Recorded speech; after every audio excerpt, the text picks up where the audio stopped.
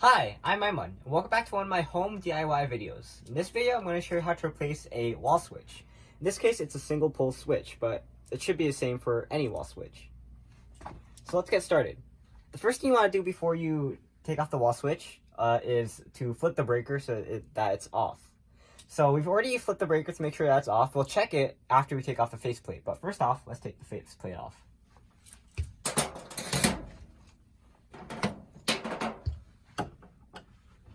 These ones are just simple flathead screws, but Phillips is still better. I'm just saying.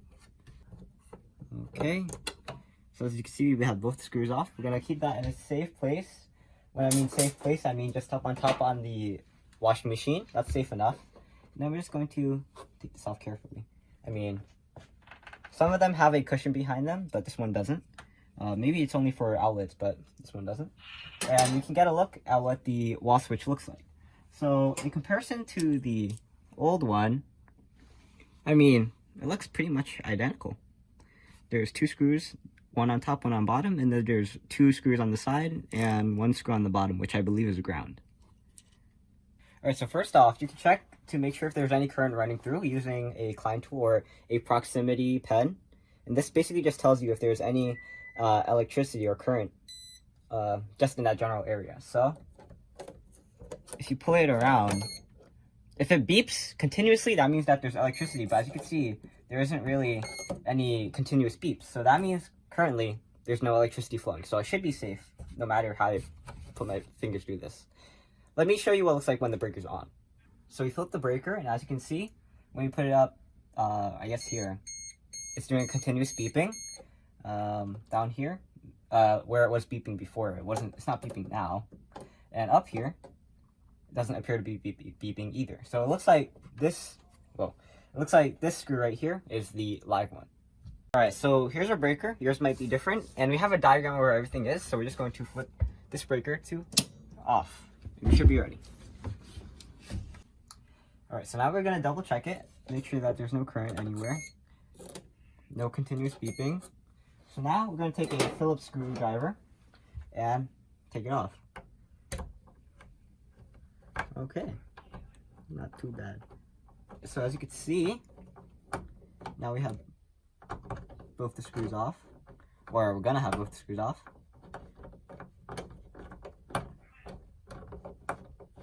Of course, it's going to take long when I'm saying that it's off. And there we go. Two screws off.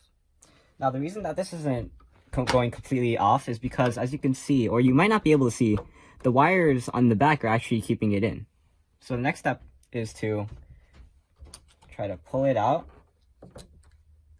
and then unscrew them.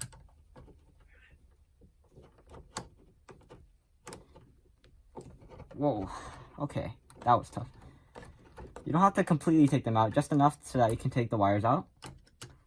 Let me demonstrate here. Oh no, I'm scratching the wall. And if you can't get them out completely, you can always use a plier to bend them around. Alright, so you can also go the easy way and just take the screw out completely. It's not going to do any harm. All you have to do is just take a screwdriver and then just... Whoa. For some reason, it's tough when it comes out instead of when it's tight in. But... as you can see, oh, my bad. As you can see, that is what the live screw looks like. We're just going to put that off to the side. We can also put these ones back here.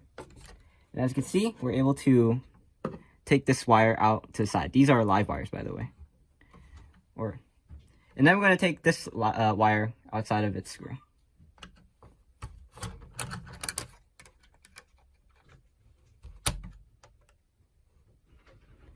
This is way easier for Phillips. Maybe we'll have a bit more luck with this one. Okay. The first rotation is always the hardest. Okay. Maybe we'll be able to push this one out just without taking out the screw entirely. But it doesn't matter since we're replacing the screw entirely. I mean, we're replacing the switch entirely, so I guess we can just take the screw out.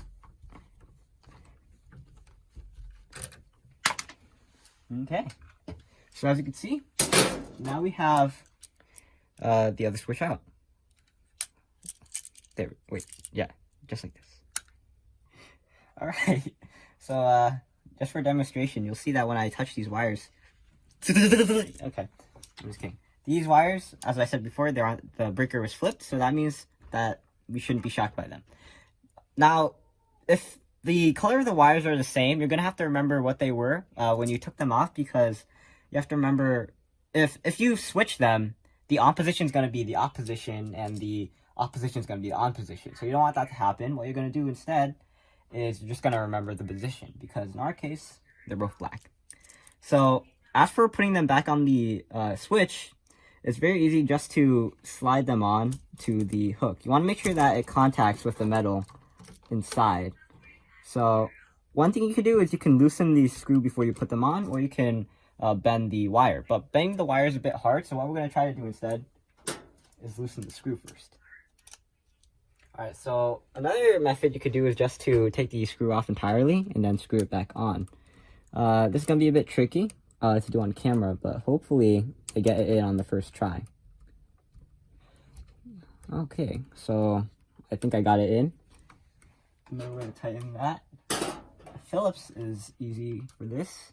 A flathead is going to throw you off a bit. And the reason that we're doing this is mainly because we don't want to bend the wire, because it seems like it was already bent in the right position. So we're just going to make sure that it contacts the screw and that we get it in tightly. Okay, so as you can see, it's tightly on. Alright, so a few things. First off, I mean, we have a ground pin right here. Our house isn't wired for ground though, but your house might be wired for that, so just keep that in mind. If you do have a ground wire, make sure to put that one on. Also, after you do this, you don't want to put the faceplate on just yet. You want to flip the breaker and you want to test this. Of course, when you're testing it, don't touch these leads. And also, we can't show you how we're testing it because, as you can see behind me, there's really nothing meaningful to test it on. And that's why we're replacing these ballast lights with LED lights, which we're also going to be doing a video on in the future, so go check it out. Let's see, what else is there? Okay. So, the reasons why you might want to replace the switch is, for example, it short-circuited and you have to replace it. I mean, if you're watching this video, unless you're like a fan of me or something, then you probably already have a reason to replace your switch. But in our case, it was because the switch was actually short-circuiting, and whenever you flipped it, you could actually see the sparks. Now that was very shocking. Alright, so another thing is that when you're testing it, what you can do before you put it back in is you can take electrical tape and run it around, because we are creatures of habit. When you're trying to test it, you might accidentally just put it on there as a force of habit and then get shocked. So right now what I'm going to do is I'm going to just take that off. Okay, and I'm going to put that back in. Alright, so I didn't see that bottom piece was taped, so I'm just going to put some on there too. This is just a customary, you don't have to do this. But now, after that's done, we can put that back into position. The best way to do this is to have one of them screwed in a tiny bit, and then you just want to screw in the other one after that.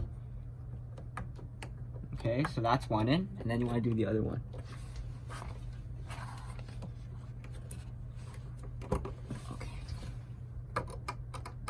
Man, I really hope you didn't put this in the wrong direction. And you can tell when it's in the wrong direction if this says on, if this says no instead of on. I don't know. I'm pretty sure you can't mess up the direction though, because there's gonna be two screws on the right side anyway. So I think we're good. Alright, so as you can see, we have the entire thing tightened. As opposed to with cars, we don't really have to worry about keeping this too tight or torquing it correctly, because this is just a snug fit. So now what we're going to do is, I mean, we can test it, but as you can see, we can't test it. So we're just going to put the faceplate back on.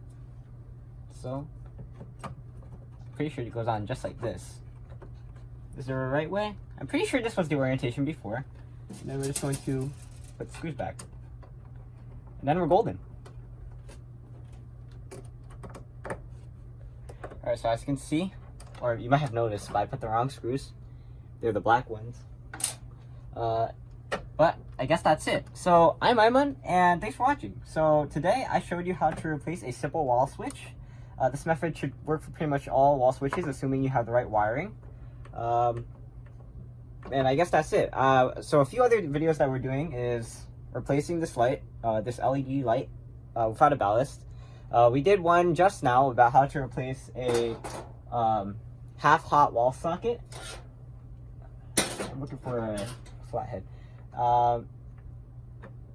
And I think that's pretty much all the recent ones that we're doing on home DIY things. So go check them out, and I'll see you there. But for now, I'm Aiman. Thanks for watching. Did I ever say that? Please like, comment, subscribe. Look at videos on EyeOnAiman, especially the videos I mentioned before. I'll see you there. So, signing out. I'm not going to be able to walk away from the camera like I usually do. So, peace.